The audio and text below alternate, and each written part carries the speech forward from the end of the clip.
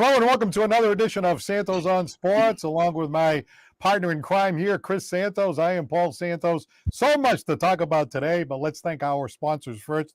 Scotty's Pub, 202 Pleasant Street in Fall River. Citywide Glass with 3 locations to serve you in Dartmouth, Fall River, and Taunton. Lakeville Athletic Club at 325 Bedford Street in Lakeville. And John Seed, attorney at law, 156 A Street in the city of New Bedford. You can check out his website at johnseedlaw.com. Chris, how are we doing? Oh, looks like Chris is in the frozen land over there. So, all right. Well, let's just proceed along, and I'll send a little message to Chris here, and maybe you can come back in and zoom back in. But it's great to have you looking in today. We appreciate it. Give us a call at 774-762-6234. And hopefully we can chat a little bit about a lot of stuff that's going on. One of the questions that we asked to start the show, and this is a question that I asked myself a while back, and I think I have the answer to it, is Robert Kraft as much to blame for the disaster that is the Patriots as is Bill Belichick? Okay? I say yes. Kraft is as much to blame as Bill Belichick for this lousy 4-win season. And why do I say that? Well, he's the guy with the purse strings. He's the guy with the money. I mean, you take a look at this team, right? If they had just spent money on 4, 5 free agents, a field goal kicker, a couple of offensive linemen, a wide receiver, and a tight end, they probably would be at least a 500 team, maybe battling for a playoff spot. So Kraft is to blame. Kraft is to blame as much as Belichick. Belichick's got some blame to go around too, but absolutely, Robert Kraft is as much to blame as anybody else. How can this man, who was more interested in building that big tower at Gillette Stadium than he was going after free agents, how can he just sit back at like it's not, anything that he did? That's football operations, and stuff like that. It has to be that he has some input on how much money is going to be spent on free agents. Hey, you can't buy yourself a championship, but in combination with some of those good draft picks that the Patriots had, like Stevenson turned out to be a good one, and, Bondmore, and they had some good players there, and they were just like 4, 5, 6 players away, and he just wouldn't open the wallet. So I say, yes, it is just as much Kraft's problem as it was Belichick's problem. So give us a call, 774-762-6234. What I'm going to do right here is I'm going to try to send a connecting link over to my good friend here, Chris Santos, and see if we can get him back in to the show. Because without him, without the X's and O's guy, it's just not the same. There's a way that I can kind of send him the link. But while we're doing that, if you want to give us a call at 774-762-6234, give us a call and let us know what you think about this whole situation with, Belichick. And now I'm hearing quite honestly that they're thinking about bringing Mike Vrabel in. Mike Vrabel just got fired by the Tennessee Titans, okay? Fired by the Tennessee Titans, right? So we understand that Kraft has this really great relationship going on with Vrabel. You just put him in the Patriots Hall of Fame and, stuff like that. So what about that? What about bringing Vrabel in, right? Now, as far as we know, I see Justin Gothia. Thank you very much for looking in. I see right there that you're asking if Bill is out. Well, I think Bill, we're waiting to hear Bill. All right, there's Chris Santos. Chris, are you there? I am here, Paul. Oh, I just went on a 4-minute rant by myself. Well, nothing wrong with that. No, look at looks like we got a lot of people listening to me. So okay. I guess you must have time on your hands. But anyway, the X's and O's guy is back, and I'll just give you a 30-second summary of what I said. I answered that question. Is Bob Kraft as much to blame for this debacle as is Bill Belichick? My answer is yes, because he's the guy with the money. He's the guy with the purse strings. He's the guy that could have at least spent some money on some free agents. And I say, and I know you probably disagree a little bit, we've talked about this before, if you just add 4, 5, 6 free agents to this team, maybe this team is a 7 or 8 win team, or even a 9 win team. I don't know. Some of these games they lost by 1 possession. I mean, I understand that Bill's in charge of football operations, but he's the guy pulling the purse string. So if he said to Bill, "Hey, Bill, I got some money here. Let's spend on some free agents, see if we can get back in the playoffs," that has to be going on in the background. He can't just wash his hands and say this is all Belichick. What do you think? I'm going opposite. I'm going no. Kraft is not to blame. I'm putting this all on Bill. But I'm also saying that Bob should know what's going on, and I'm sure he does, and the money is there. It's Bill's decision to take that and say, I need this from you because I want this. And I'm sure Bob has told him, where are we going? He's saying, I don't like the fit. I don't want this. I like it. This is how I want to run my program. This is how I want to run the show. So, yes, he's got some blame because he's the owner of the team. He needs to know what's going on. He needs to be responsible and reliable and all that. But all this, to me, is Bill, not Bob. All right, but hang on just a second, right? There's 31 teams in the league, right? Yep. 31 teams in the league. And where are the Patriots in spending? Number 31, according to the reports that I hear. Dead last in the whole league. Yes. So Kraft, right? You're over there. Well, we only won 4 games. I might be firing the coach and all that. Mm-hmm. You're not going to go up to Bill and say, "Hey, Bill, I got some money here. Let's do something here." You know what I mean? I find it hard to believe that he's just in the back room, not saying anything about how much money is going to be spent. Listen, he could have turned to him and say right before the season, "Who do you want? Who do you need? We have spending money. Go out and you do what's best for this team." And so Bill decided, this is what I want. This is where I'm going. These are the guys I have, and I'm happy with it. Whether he's got the money or not, Bob has the money. It's there for you to spend. So for him not to know, no, I disagree. He had to know.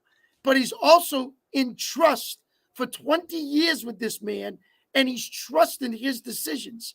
And so it's why I say all on Bill and not on Bob, because he's given him the opportunity to go out and do those things, and Bill's not doing it. He runs the operations of football. That's your guy. So I'm going with Bill over Bob. I got one thing to say. Yep. Show me the money. Show me the money. There. The money is there. It's what Bill wants to do with the money. And when he went out prior and spent all that money and got Hunter Henry and Jonas Smith and all those guys, everybody was ecstatic. And so now the money came around again. This time he didn't do it. He did some other things. And now all of a sudden it didn't work out right. So everyone's up in arms. Now, is that Bob? I don't think so. I think that's all Bill. Does Bob know about it? Absolutely. Because an owner knows about his team. He knows what is out there. He knows what can be done to fix. But like I said, he's trusted this man for 20 years with his organization, and it puts on Bill's shoulders. All right, we got some comments here. We have Michael St. Pierre, who considers himself Archangel Michael. And he says, I know that Belichick is about to leave New England. How does it sound for Bill Belichick to be the head coach of the Chargers and give Mike the chance in New England? What do you think about that? I mean, the Chargers, if he is going to go somewhere, there were a few teams that, when Brady went to a team that just needed a quarterback just to get him over the hump, Bill might be looking around saying, oh, look at this team right here. If I could just go in there and kind of straighten some things out, I can win over there. What do you think about the Chargers as a spot for Bill? Well, first, let me answer Lewis Smith, who said we spent $200 million in 21. That is correct. And yes. What happened to you there? What happened to that money there? We made the playoffs. Players? Right. What happened to those players? You made the playoffs. Okay. You had Mac Jones where you wanted him. Now you're thinking, oh, I still got those players. I just spent for them. What? It's only been 1 or 2 years. And all of a sudden now these guys are no good no more.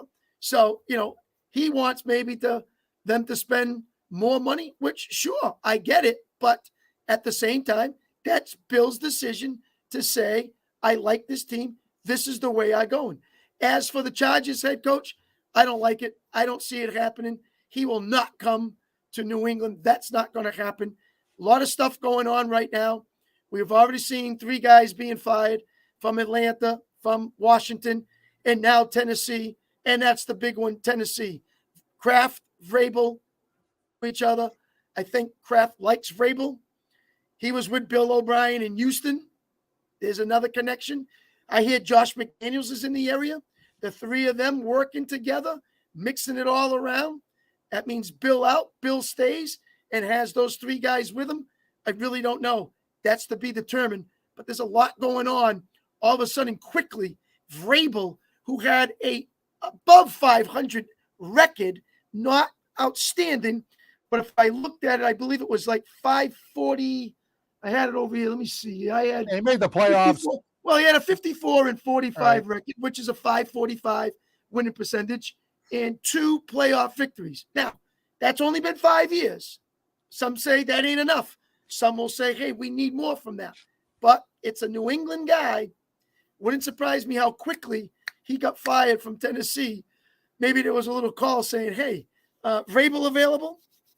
We'll see. Oh, wouldn't this be interesting? Like, you bring Vrabel in, you bring Josh McDaniels back, you keep Gerard Mayo on the defense. That's, it feels like a comfortable combination of people there. I mean, Josh McDaniels has shown that he's pretty good at offensive coordinator. Again, he was real good when Brady was there too. Did a pretty good job with Mac Jones that first year, although I think that's a little overrated because they beat a lot of weak teams, and then when they started playing the good teams, they lost a lot of games down the stretch. But here's an interesting thing, right? How come Billy O'Brien isn't getting the beating that Patricia got? I mean, Patricia, he came in and Bill Belichick doesn't know what he's doing and what the heck's he doing with Patricia and all this. Hey, Patricia went 8-9. Bill O'Brien's offense looked like crap. So what do you say about that? I mean, maybe he didn't have the weapons and the guys are injured and this and that, but I gotta tell you, I wasn't impressed with Billy O'Brien. No, the offense did not put up the points that they wanted to this season. And so, yeah, that falls on top of him as well. Now, as you said with McDaniels, does he come back and Bill goes somewhere else as in the organization, like a offensive assistant? Does Vrabel take over the main reins? Does Belichick stay and have those guys with him as different assistants? A lot going on right now. Hopefully in the next couple of days, we'll have the answers to that because they were supposed to be meeting yesterday and today. Haven't heard a thing on Kraft and Belichick. All right, what do you think? Give us a call here at 774-762-6234. You can start with the question, is Kraft as much to blame as Belichick? I say yes. Chris says no. What do you think about that? And by the way, Chris, I got to tell you, right, shouldn't the Patriots, right? I mean, Boston is one of the biggest markets in the country, the biggest sports town in the country. I mean, we've got the Red Sox, which they're not spending any money either. But, the Red Sox, the Patriots, the Celtics, and the Bruins, they're always, very profitable teams in one of the hottest sports markets in the country. I mean, shouldn't Kraft at least be in the middle of the pack in spending? You know what I mean? I just don't understand it. Yeah, Bill makes the calls. He runs football operations. But why is Bill always going cheap? Why? I mean, they wouldn't sign a kicker. They let people go all the time. Somebody's a Pro Bowl offensive lineman. They let him go, and they have this terrible offensive line, which create all kinds of disaster. I mean, yeah, maybe Bill is making those calls. There's no question about it. But what about the spending? I just don't understand how they can be last in spending. Sometimes maybe the ego outcoaches the spending money, and the ego of I can make this guy better. I can make sure he will become a good player for us. And I will teach him and work with him, and we'll get back to what we need. And maybe we don't, need that right now. So it didn't work out.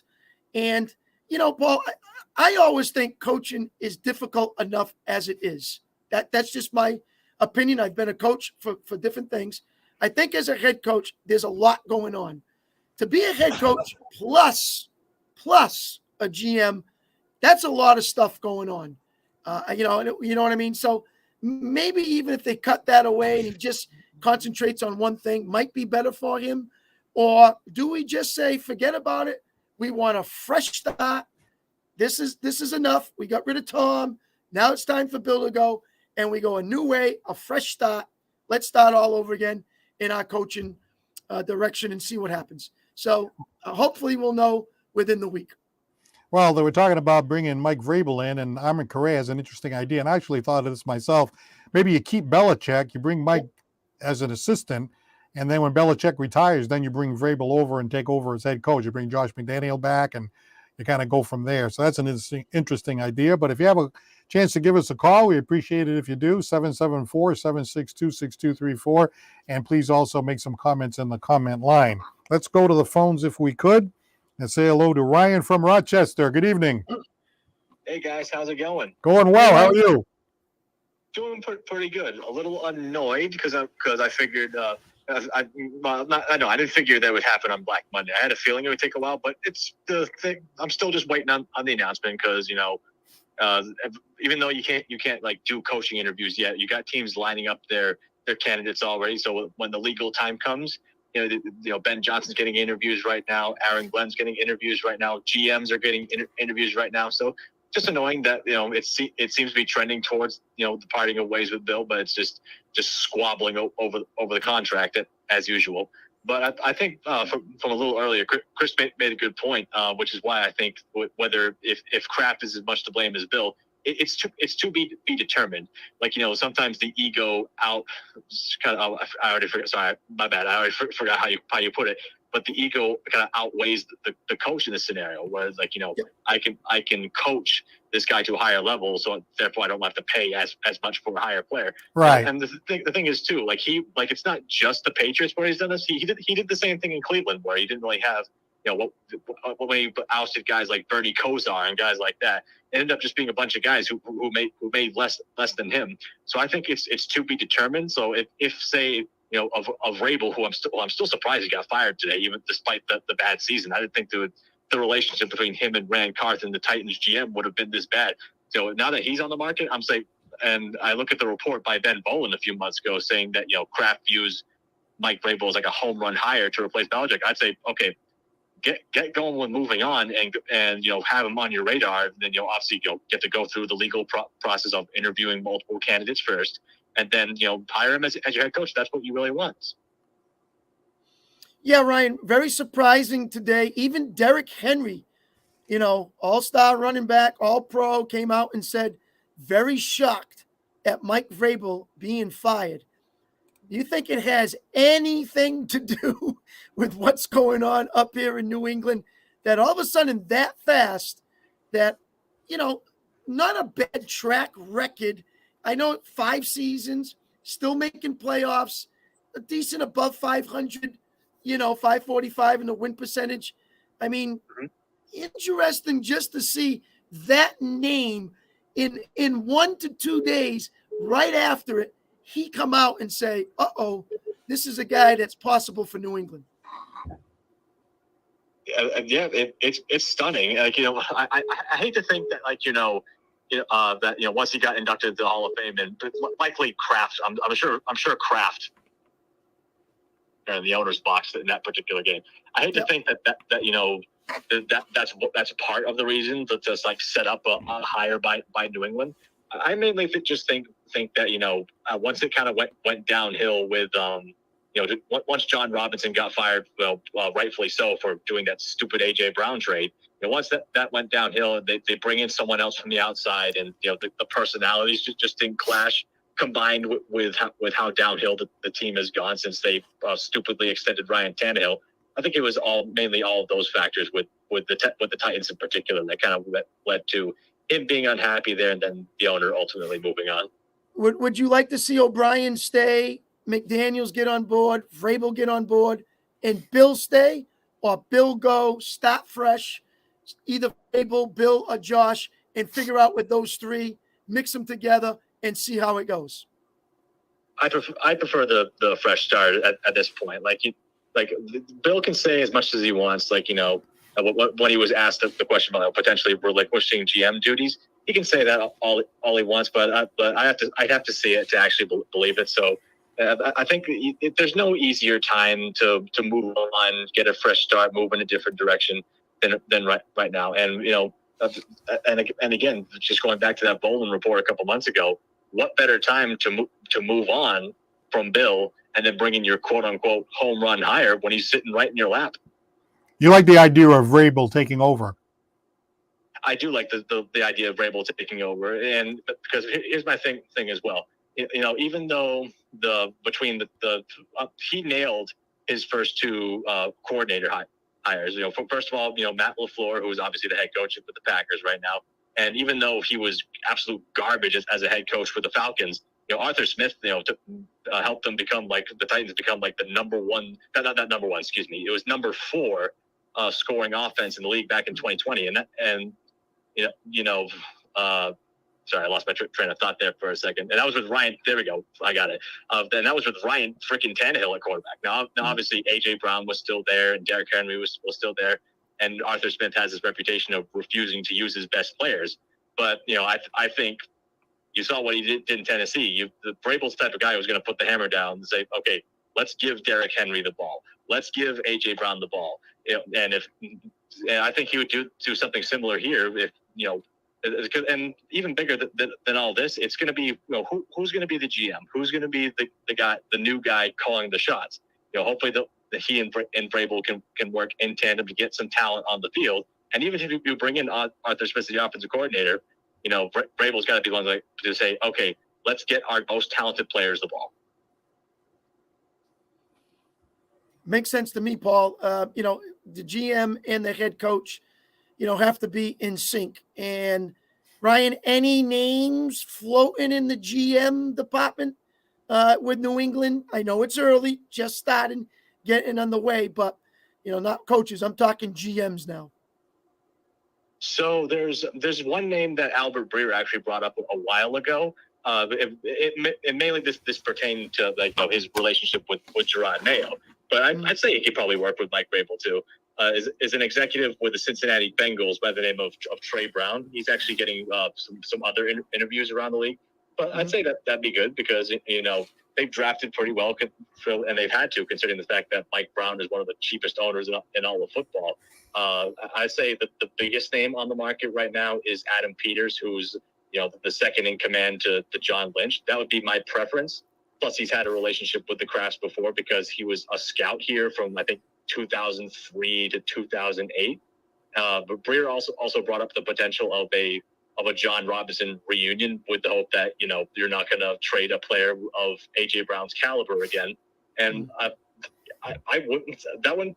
He'd probably be lower on my preference list, but I think Dave Ziegler would be a decent hire too, just because I think he was the main guy behind the quote unquote collaborative draft in 2021, where obviously Mac Jones didn't turn out, but you got the Christian Barmores of the world, the Ramondre Stevensons of the world. So he has an eye for good players. Plus, I think if you give him the full reins, he could be good because he supposedly in Vegas, Ziegler wanted to trade up to go get C.J. Stroud, but McDaniels blocked him because he wanted Jimmy Garoppolo. Look at how that turned out. Well, what about the draft now? This is going to be interesting because, I was watching the Patriots. I always root for the Patriots. I wasn't one that believed in tanking, but as I was watching that Jets game and I'm watching this blizzard and it's miserable, and I get towards the end of the game, I'm thinking to myself, you know what, at this point, what's the purpose of winning this game? All right, so now I believe they're number 3, if I saw it correctly. Correct. So now what do we do? I mean, do we grab one of those quarterbacks, which is really a crapshoot? You could end up with C.J. Stroud, or you could end up with somebody that just bombs, right? Or do you go and grab the wide receiver, or do you do something different? What do you do in that draft? Because I'll tell you, Paul, all eyeballs are going to be on the New England Patriots when that number 3 pick comes up. Yeah, Ryan, I'll let you go first. So to me, it all depends on what Chicago does. So there's a lot of people who believe that Chicago is going to go ahead and take a Caleb Williams, which I think that they'll only do if they get a new head coach, like an Eric Bieniemy or a Jim Harbaugh or someone like that. I feel like a new coach coming in would probably want a different quarterback. But if Eberflus stays in place, and considering how much the locker room loves Justin Fields, I wouldn't be surprised if they either trade out of that pick or they say, screw it, let's take Marvin Harrison Jr. at number 1. I've literally seen mocks that look like that right now. So the way I look at it, if I doubt either Drake May or Caleb Williams falls, but if they fall to 3, I'd say you got to take a chance on one of those guys and see if you can get your C.J. Stroud. If not, and I think the more likely scenario is that Caleb goes 1 to Chicago or whoever trades up to that pick, or if Washington trades up there. So I think Caleb Williams and Drake May are going 1 and 2, and I've seen a lot of mock drafts that say Jaden Daniels should be the number 3 overall pick, and don't get me wrong, I love Jaden Daniels. I think he deserved to win that Heisman Trophy. but I don't know if that's enough to vault him all the way up to number 3. So Mhm. part of me wants to happen is that you take Marvin Harrison Jr. at number 3 and see if you can trade back up into like the top 10 or something like that and grab a Jaden Daniels or a Michael Penix, who he had an off day yesterday, but at the same time that's a ferocious Michigan defense. We're talking about that they had their way with Alabama. Yeah, that's saying something. Trade back into the first for another one of these quarterbacks, because what I don't want happening is we just take whatever quarterback settles to us, because then you have another Mac Jones type of situation. Right. I'm going to go here with who's coaching. I'm going to go with who's GM. If it's a fresh start, then I want a fresh start. If it's Bill and, some of them guys, I actually think they could trade this 3rd pick and get more picks and move down and look at it from that point of view. But if it's a fresh start and it's a fresh guy, yep, it would be a Belichick move. But if it's a fresher guy, let's say he's out, it's a Vrabel or something, they want a fresh, then yes, I would agree on Harrison, and here's the reason why. You need offense. People want offense. You got to get the camaraderie back with your fans. How are you going to do that? You're going to do that with a weapon on the outside, and that would be Harrison. I don't see Washington at 2 pick a North Carolina guy when they already have a North Carolina guy. So I don't see that happening as May goes to Washington when you already have Howell from Carolina. So I don't see that working out there.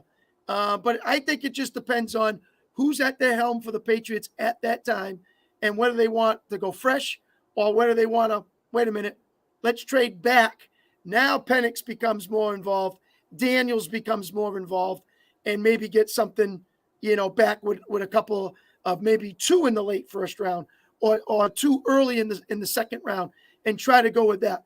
But if it's a fresh start, I think you need to get people back in good spirits with New England, and that would be a wide receiver, and try to get Harrison on this team. Well, Harrison, people say, is going to be the next Tyreek Hill, right?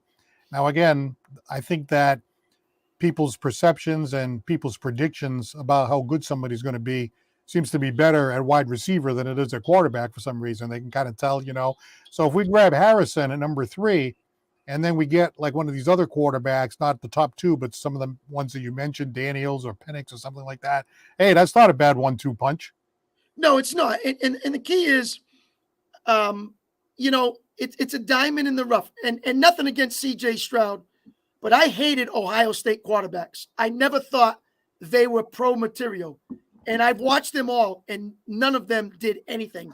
He is the first one. So he's really surprised me this year in what he can do. Now, if you can find that in a quarterback and you get one and it goes your way and you take that shot, God bless you.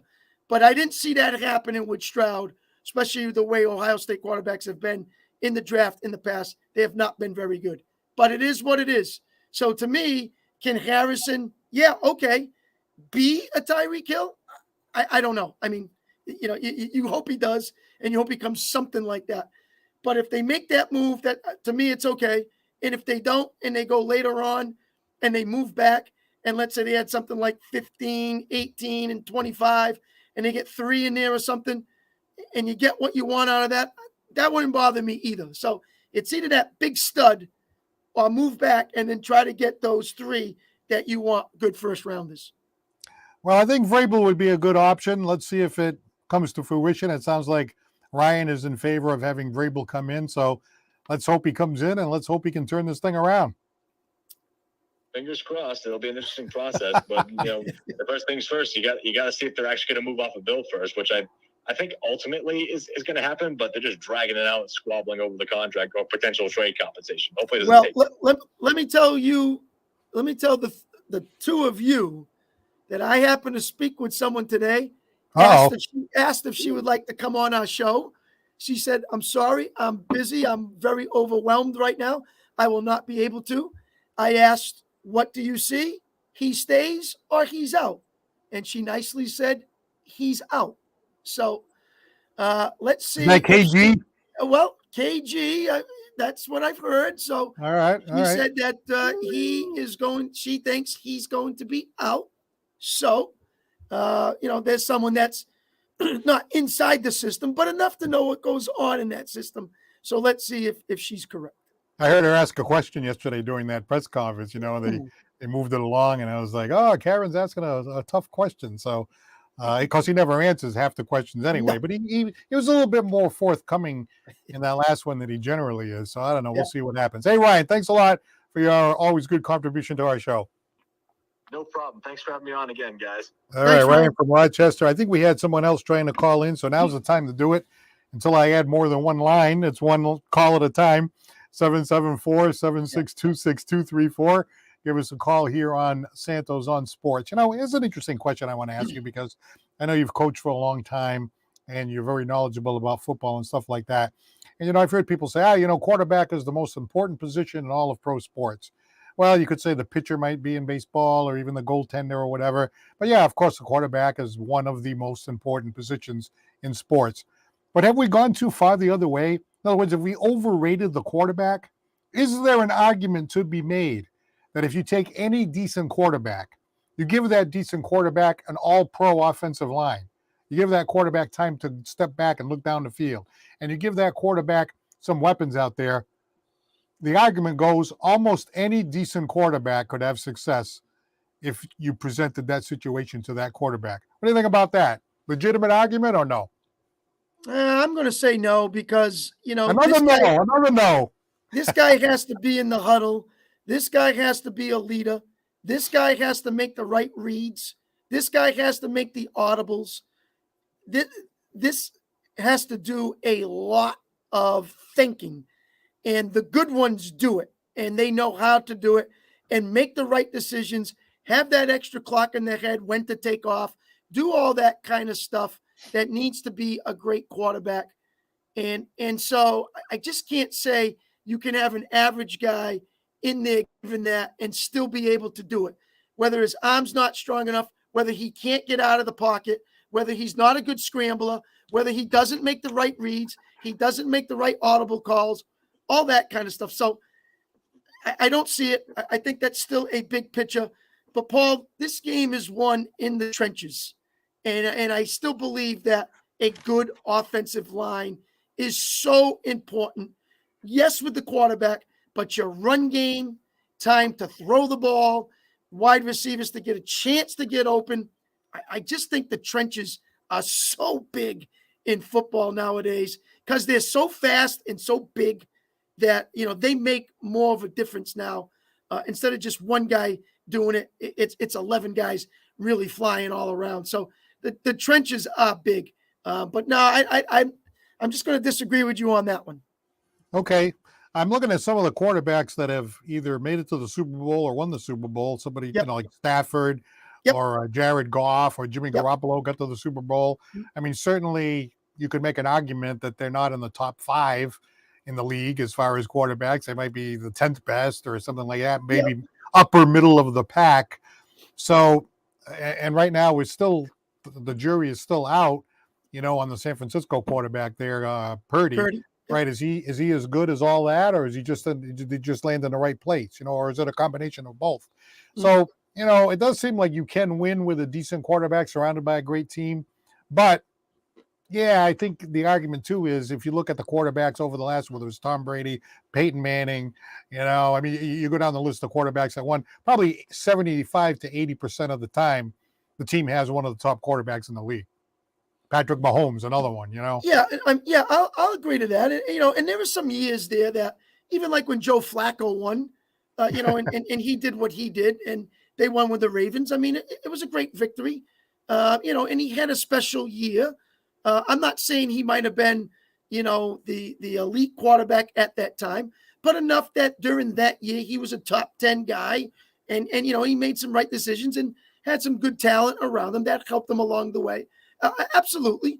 But, it's not like they're just average to below average to say, oh, yeah, they're going to get me what I need. And this guy's going to put me over the edge. There's not too many of them that really can do it. And you've had some great outstanding. I mean, look at Dan Marino. The guy was outstanding and great.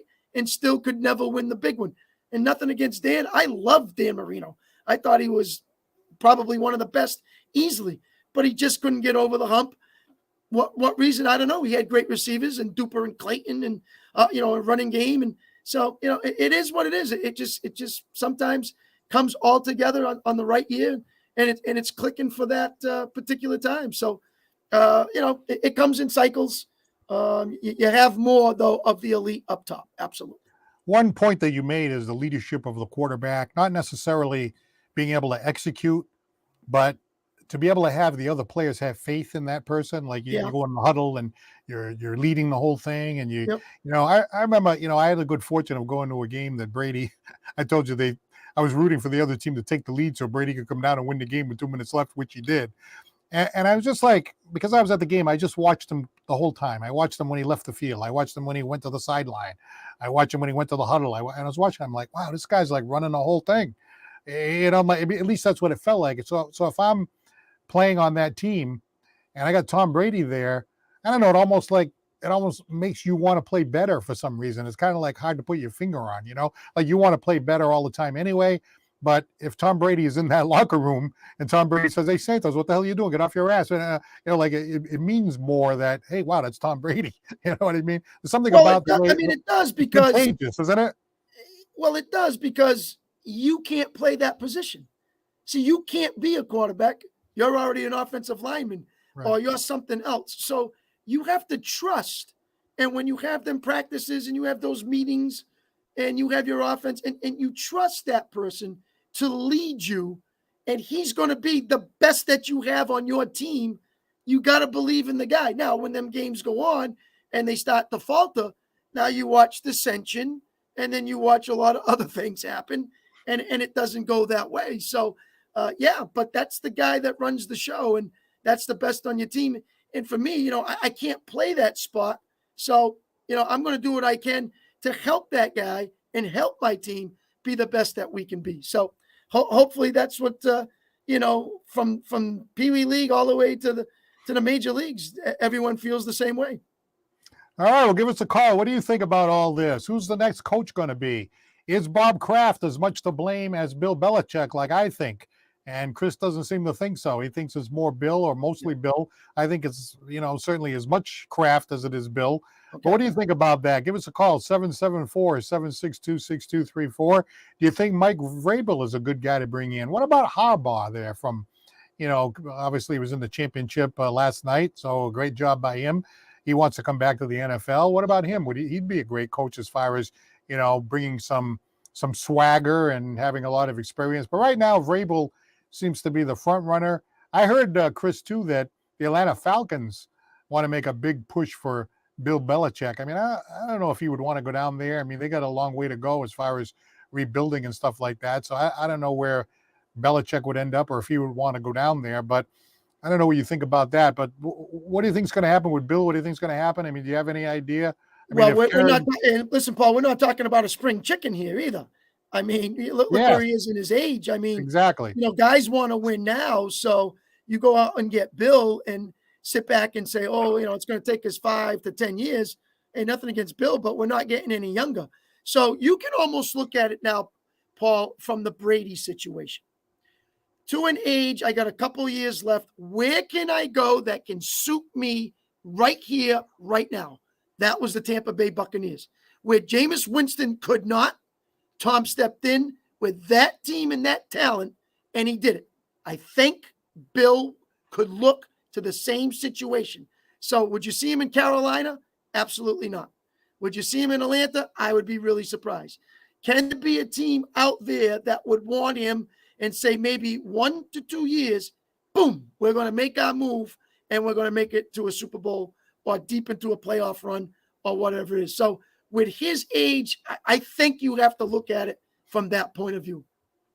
Somebody said, and I think they were saying it in jest, that if, the Dallas Cowboys got bounced out in the first round and Mike McCarthy made some kind of a dumb decision, that maybe Jerry Jones would bring Belichick down there to Dallas. But I think McCarthy has had enough success that even if they get beat in the playoffs, I don't know if you could justify firing him and bringing in Belichick. Yeah, I'm not sure about that one either. And I don't know the relationship between McCarthy and in Jones, even though Jones has said, this is my guy. But when you have what they have and GMs think you should be going further and you're not making that, then obviously the brunt falls on the head coach. And so that might be something that Jerry would look at if, let's say, this weekend coming up, they got bounced by the Packers, and he would probably make some kind of decision to say, well, maybe Dan Quinn's my guy at defensive coordinator who's done a pretty good job, and maybe I want him as head coach. So I'm not putting it past it, but I think Bill makes a team that is ready to that next step, get over the hump. Who's out there that can do that and see how it goes? I mean, look at Mike Tomlin. I mean, he's talking about stepping away. He's talking about 17 years of making the playoffs, but making the playoffs and getting over the hump to get to the Super Bowl are two different things. Has Pittsburgh have enough of just making the playoffs? I don't know. So that's just tough, but I've heard his name thinking about stepping away and doing something else. How fascinating would it be? And I don't think it's going to happen because of what we just talked about, but how fascinating would it be to see Bill Belichick on the sidelines down there at AT&T Stadium leading the Dallas Cowboys? I mean, that would be, what a story that would be for the NFL. Well, yeah. You're talking about Bill, you're talking about, one of the elite franchises in the NFL. So putting those two together would be, let's call it a media's dream. They would eat that up and they couldn't wait to start that. Now, again, I don't think that's ever going to happen. No. But hey, I'm not surprised by anything anymore. There's a lot that goes on out there. So who knows? Take it year by year. But I think the Patriots will make a move very quickly coming up and then figure out where Bill goes from there if he's let go. Well, while we have the chance, we're talking football here mostly today.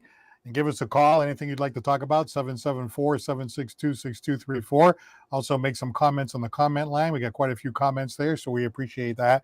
But in general, I'm looking at, the lineup for this weekend, Wild Card Weekend, which is an absolute blast, Yeah. 6 games in a row. I was telling my wife, just forget it. This weekend is gone, because these games, they're always so exciting. I was talking to my son the other day, and one of the things that's unique about football, right, as compared to baseball, basketball, and hockey, this is like 6th, 7th games. You know what I mean? The disadvantage of these other leagues is you have series. The only time it was, that's why when they lost that wild card game in baseball, I didn't like it. I like that 1-game playoff. It's so exciting, right? This is like 6, 7 games in a row. Well, anyway, so this is an exciting weekend. But then when I saw Dallas drawing Green Bay, right? Well, Dallas has played great at home. They're almost unbeatable at AT&T Stadium. But then I was looking at Green Bay. Green Bay is kind of hot right now, So I was thinking for yourself and Ryan, the Dallas Cowboy fans, I was like, I don't know if I like that one too much, I mean, Dallas should win that game, but I don't think Green Bay is going to be too easy. And that wild card Saturday, wild card Sunday, there's always some kind of upsets out there. It happens every year. And so that's what you got to be prepared for. And that's the difference between, Paul, 1 game and a series. Right. So that's why it's very exciting and everybody loves to see it. But it also, and I've said this before, this is why it is very difficult to win the Super Bowl. That's why the most number of wins has only been 6 since 1967, because games like that, it's one and done, and you got to win 3 or 4 to get there and do it. That is not easy to do. And for some reason, people think it is. And so they say, oh, you got beat to get in the playoffs. Oh, you got beat to get in the playoffs. Yes, because it is very difficult to continue to win like that and go through that stretch. It's like when the Pats won 17 and then they lost that last one to the Giants and then had that undefeated season. It's not easy to do. So if it was, then you would see not 6 Super Bowl rings. You would see a team with 15 to 20 in all the years since the NFL has started the Super Bowl era. It's just so tough, but it's so exciting this weekend. And this is what you live for. Can't wait for each game. It's going to be so much fun. Yeah, it's fantastic. I'm a Patriots fan. I'm rooting for the Patriots, but we've talked about it before. The way the sun and the moon and the stars just kind of lined up for the Patriots. Obviously you got Brady, which was a good fortune. He was drafted so low. A lot of good picks there, like Gronkowski and stuff like that. That's all true. But again, and I've said it before, and Patriots fans might be upset with me, you cannot underestimate the AFC East during that 20 years. I mean, when you're in a division that crappy and you can get 6 wins right out of the gate, I'm sorry, that was a big advantage. Then you get the home game because the first 2 teams get the bye. See, now only one team gets the bye, Yep. right? So, it's going to be impossible. If you look at the Patriots, I'm pretty sure I went back. The only time they ever won the Super Bowl is when they got the bye. When they didn't get the bye, they never were able to get through and win it. Mhm. So, we think about that, right? So now to get the bye, you're the AFC East to get the bye, right? I mean, I guarantee if the Patriots were in a tougher division, they wouldn't have had 6 Super Bowls. But again, you play who's in front of you, okay. So there was a lot of things that had to line up. So, like, for that to line up now, you'd have to win. You'd have to come in first place to get the bye. And then that would have to happen repeatedly over a 15 or 20-year period. It's not going to happen. It looks like it's almost impossible for that to happen going forward now compared to what happened with the Patriots. Yeah, and I mean, you can go back. You go to this year. How about 9-8 Cincinnati can't make the playoffs, but 9-8 Tampa wins the division and makes the playoffs. Yeah, right. So that's just the way that it goes, Paul. It comes in cycles. Some divisions are outstanding and it goes for a while. Others struggle and then it reverses roles. Happens all the time. So I'll never say that the NFC East is the greatest division ever. But people ask me that all the time. I go, no. I said, we'll have years where those 4 teams are outstanding competitively. Dallas, Philly, Giants, and Wash. Yeah, that does happen. But does it happen all the time? Absolutely not. And so it just comes in cycles. That's the way it goes. And right now, that league with Tampa's in with the Saints, it's been a struggle. Atlanta's been tough for them. New Orleans, it's been a struggle. So all that going on, sometimes you get lucky and you find a way to make the playoffs just by your division alone. And how about when your team rotates through the other conferences, divisions, and like next year, the Patriots, I believe, are playing the NFC South, right? I think so, yes. Yeah, so there you go right there. I mean, that's the schedule is going to be easier next year than it was this year. Mhm. So, I mean, a team that now this year, the Patriots only won 4 games. But let's say you're a 500 team and it comes around that you play that weak division. Now you're 2 games over 500 in the playoffs just for that reason alone. Yeah. Forgetting about all of the analysis about this and that and who's going here and who's going there, who's the wide receiver and how's the blocking. Just the fact that you're playing that division, is completely overlooked. Yeah, no, I agree. And that's why they make that yearly decision of who you're playing. And you go from the NFC East to the West, to the South and the North, and it moves it all around. So it gives you a chance to play everybody else. But when you're in your own division, hey, listen, that's the way it goes. And so how about, there's sometimes where your division 3 teams make the playoffs. And there's sometimes just 1 make it. That's the story of the NFL. A lot of parity in this league. And then you got to make that run. And that run has to sustain itself and go for a long time. And so you're thinking 17 games. Well, now you want to win the bowl. You're up to, 21, 22 games, whatever it is, to win the Super Bowl. And it's just not easy to do. Or, like I said, more teams would have more than 6 rings. Something is irritating me here, too. This game coming up this weekend, one of the games that I thought was going to be terrific, Kansas City against Miami. This game is on a streaming service, Peacock, the NBC-owned Peacock, right? Yes. So I'm thinking to myself, you got to be kidding me. We got to go in and sign in and download and blah, blah, blah, and the thing's spinning around and all this. Are you kidding me? They start doing that in playoff games. Somebody was telling me just a little while ago, we're going to end up seeing the Super Bowl on pay-per-view. Talk about just draining every dollar out of the fan that you can. I think that's horrendous. I mean, that is one of the great matchups. When Miami lost that game and they ended up having to go to Kansas City, I thought, Miami was looked upon. You had Tua coming into his own. You had, obviously, you got all the great players on Kansas City, Mahomes and Travis Kelce and all that. What a great game, Can Miami go in there and knock them off? As Kansas City's the defending Super Bowl champions and all that, could they pull the game off? To have to go through this ridiculous download and Peacock and all this stuff, I think it's ridiculous. I was talking with one of my colleagues about that today, and he's a huge NFL fan. And that was the first thing that he said. He could not believe that that game is going to be doing it that way. And again, being money hungry, I don't care for it. I mean, this is your product. This is what the fans want. Give them what they want to see. 3 games on Saturday, 2 on Sunday, 1 on Monday. I don't care how you want to do it, but get it done. So, everybody wants to see what goes on Wild Card Weekend. That's just so much fun to do it this way. I agree with you. I think it's stupid. All right, well, let's go to the phones here. We have a New York fan on the line. Ooh. It's Nelson from Fall River. Good evening. Hello, gentlemen. How are you doing? What's on, Nelson? Hello, buddy. Listen, I want to say first and foremost, congratulations to the Dallas Cowboys. Thank you. For winning. I have to give credit where credit is due. Thank you. Wait till next week. See what you're saying next week. He's talking about winning the NFC East. Congrats about winning the NFC East. Okay, Thank you, Nelson. I understand exactly what you were saying. Paul's just dying for me to lose. So he's rooting for the Packers already. He's one of those fair weather fans, Nelson. The Patriots are out, so he's just going to root for anybody that the Cowboys are playing. So he's a Packer fan this week. But I do have a rhyme to go with the NFC East. Okay. Good. Okay. Even though they won the NFC East, yep, in the playoffs, they're not going to feast because they will fall in the playoffs. Oh boy. Okay. No. It's gonna be a nice weekend of football. Oh yeah, absolutely. Wings for everybody. Again, it's just a reminder that we all can enjoy sports that we all love. It's a lot of fun. It's a sign of the times that things have changed, and sports is back.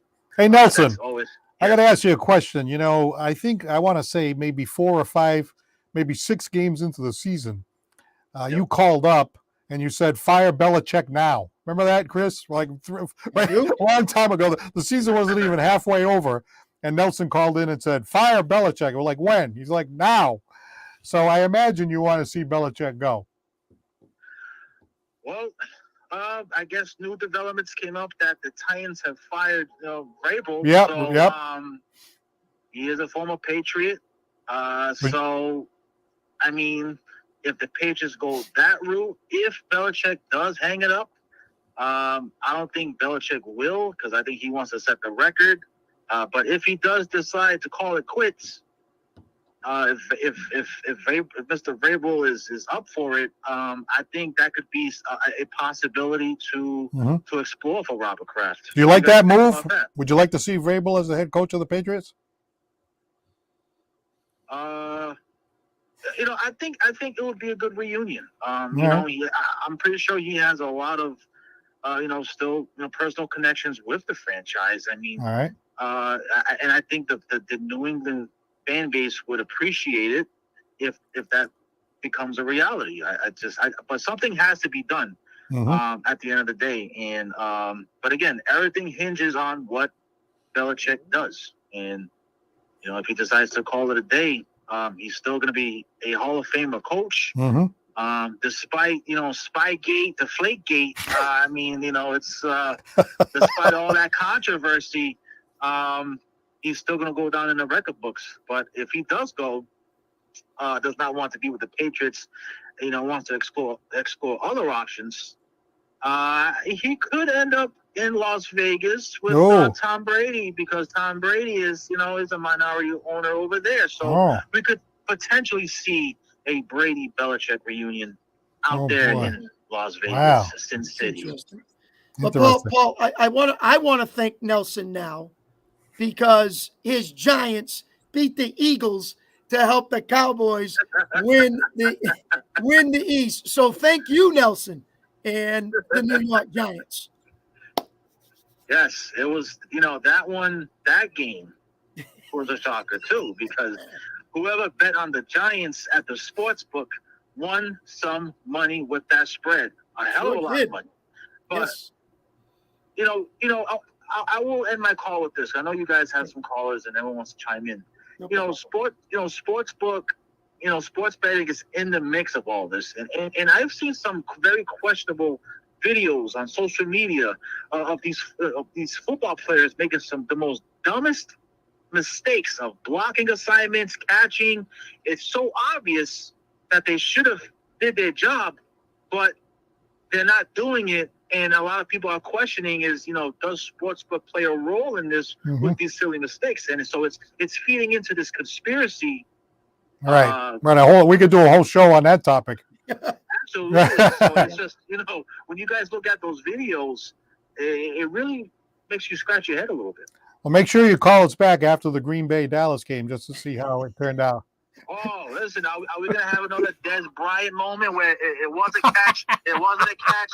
Is that going to happen again? Where are they playing? In Packers Stadium or Dallas? No, Dallas. In Dallas. Oh, okay. So it's in Dallas. So all right. Hey, Nelson, we got to wind it down, but we really appreciate the call. Give us a call next time. Absolutely. You guys have a great night. Bye. All right. Thank you very much. Hey, before we go, you mentioned that I think in one of the texts, and I think so too. Baltimore is starting to look like the team to beat. Mm-hmm. You would have to think so. Yeah. Right now they have everything running on all cylinders, and looks like Amar's going to be MVP of the league. All right, let's take this opportunity to thank our sponsors, if we could. Attorney John B. Seed, 156 8th Street in New Bedford, and you can check out his website at johnseedlaw.com. Lakeville Athletic Club, 325 Bedford Street in Lakeville, where you can play tennis, pickleball, and more. Citywide Glass with 3 locations to serve you. 425 State Road in Dartmouth, additional locations in Fall River and Taunton, and Scotty's Pub, 202 Pleasant Street in Fall River. Thank you very much for contributing and sponsoring Santos on Sports, and thank you to our callers and those who chimed in today. So a great weekend coming up. We're going to have a great time watching all the games, and we'll catch up next week. It will be fun. And, Paul, I didn't get a chance to say it earlier. Hope your holiday was good and you had a happy New Year. And by the way, I'm not necessarily rooting against Dallas. I'm just kind of like, Yeah, right. Sure, you're not. Okay. Hey, we'll leave on that note. Bye, everybody. All right, have a good day. Talk to you next week. Bye-bye.